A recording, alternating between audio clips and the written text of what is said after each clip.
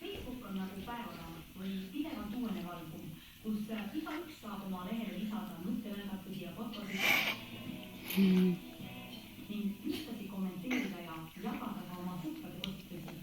Üldiselt jagavad Facebooki kasutajad oma igapäevaelamisi nende inimestega, kes kuuluvad sõbranimekirja ja keda ka päriselus tuntakse. Pane suhu ka, mämm tee. No.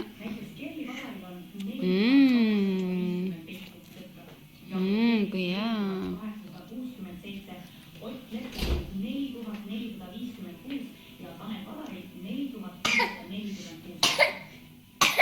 No. Jaa.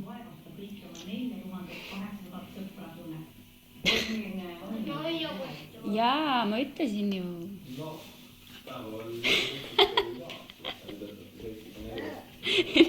Enam ei taha või? Mis sigid? Anna-Mili, vaata.